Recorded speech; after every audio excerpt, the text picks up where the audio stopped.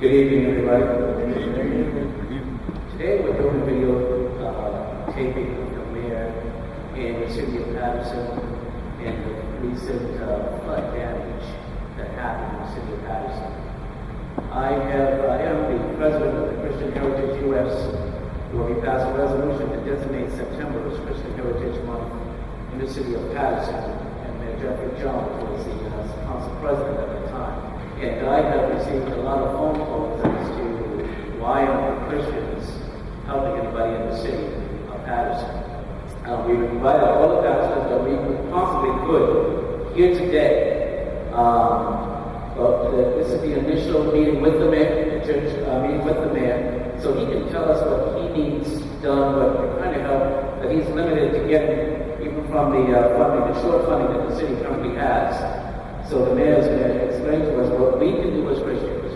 We want the mayor to outline some of the things that he needs from the church. The churches here are very powerful. They've got a lot of money, and they have the resources to help the city come out from where it is. And we want the residents to understand that we know the Christians have not forgotten them, have not abandoned them. And we are working hard. The Christian Heritage U.S. is working very hard to bring the churches together. Some churches say they are helping the pocket areas again, and that's wonderful. But we want to bring this on a grand scale, where they can look out and see us in force, working together with the mayors, because he's the only one that's going to know what the city needs. Mayor Jeffery Jones. Let me clarify. Thank you. Christian Heritage U.S. came to me a couple years ago. We were talking about just the challenges that the city is facing. The challenges the city is facing is no particular group of persons, sole responsibility. It has been a question of where have we been, do we feel like we're wrong? Has the city reached out to us as individuals, as leaders, and then what will we do to change?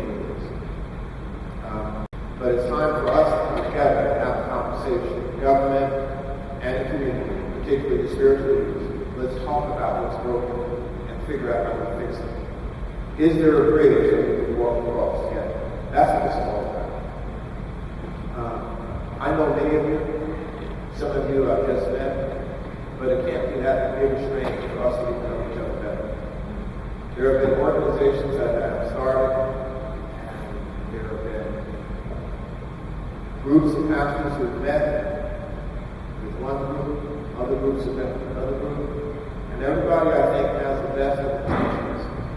But it's time for us to talk about collectively how we fix what is broken. And so it's time for us. You've been ordained. I stand with my head down to you. God touched you. He touched you to be the leaders of the flock. He put that on your heart, and that's the burden you carry. My burden is to take care of city roads and streets. You've got more tremendous responsibility, and that's the soul. And so I respect that, and I appreciate that, and I know my place. So now, can we bring the two together?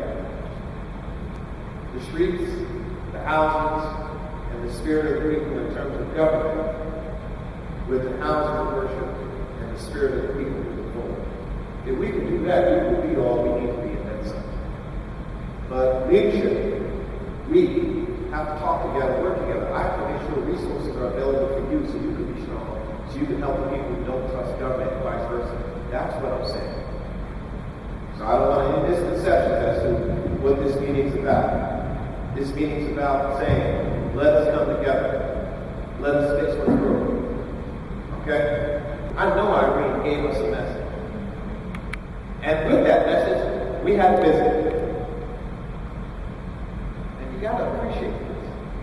The most powerful person in the world we know, the most powerful person in this world we know, was he.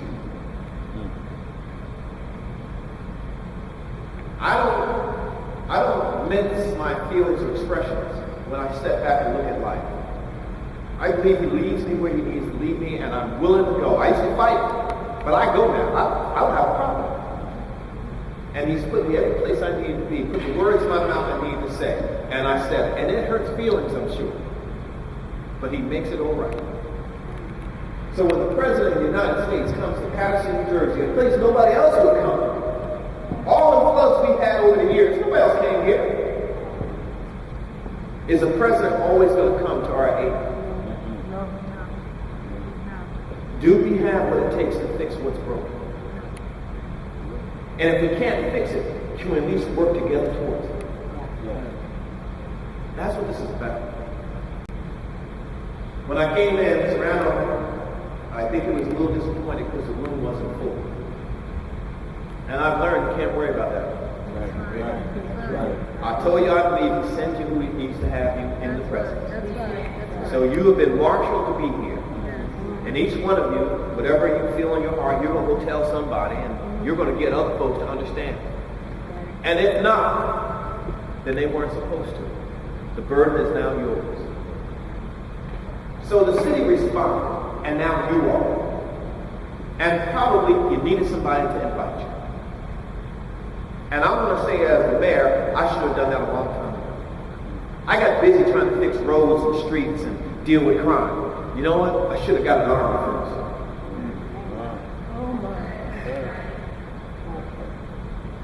I walk the same path you walk. There's 5 to 10 to 20 people who call me and come see me every day with a problem. Some I can solve and some I can't. I need to know who I can send them to.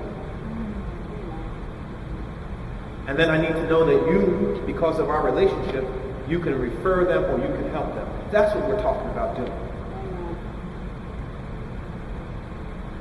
Our limitations are not the fact that we don't have resources.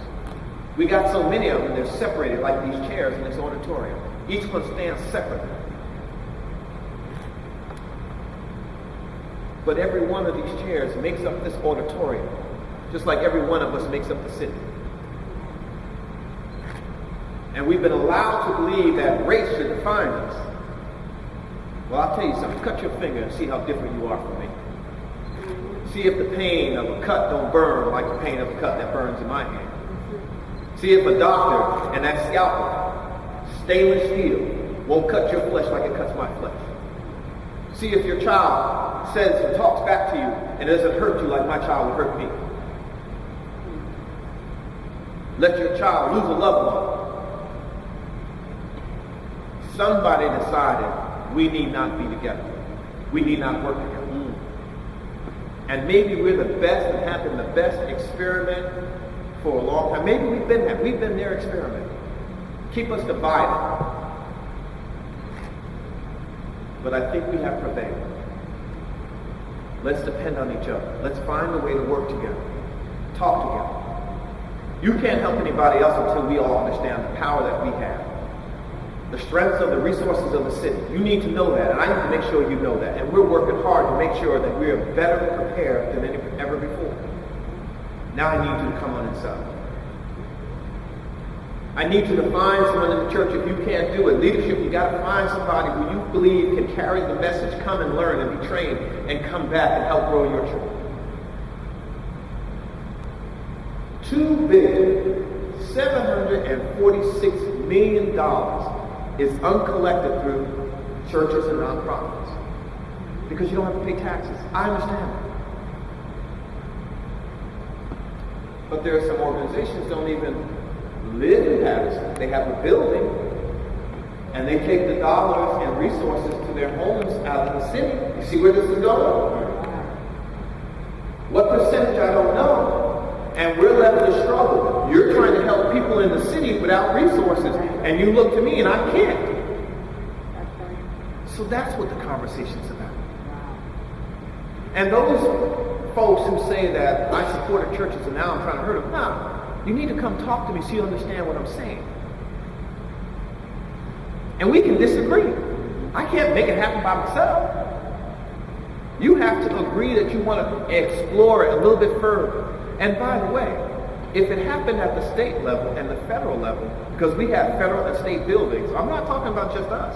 We have federal and state buildings who don't contribute either. So if there was some form of a pilot, a give back to the city, then the programs that we keep looking for, the resources and the services you keep wanting and deserve, we would have it. And as I said before, you were ordained, not me. You were touched by God to do what you do. I respect that, and I don't get in the way with it. And I'm not trying to get away with it. But I know some of what you need. Some of you need a better building. Some of you need a bigger building. Some of you need a roof right now. Some of you need a new boiler. Some of you need all that, and I can't give it to you. You can't get it from the state or the federal government. Hello? So now, if you can't do that, you can't get it, you can't give anything. So us working to give together lowers everybody's burden. We have more to give back.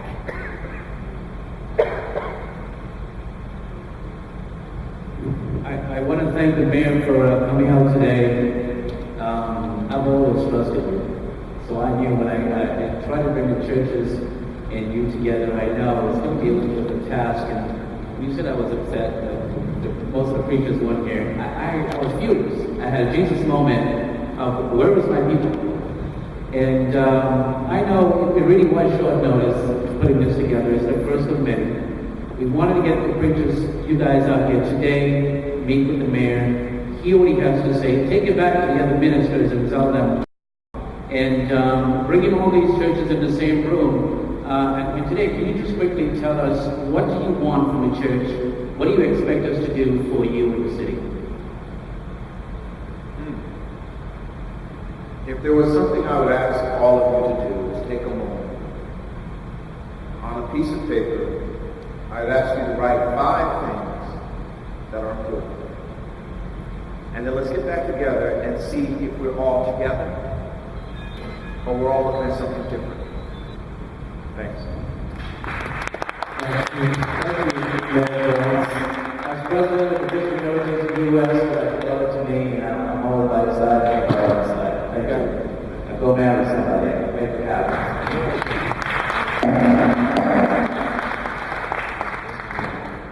We're going to let the government leave the room before we have our discussion.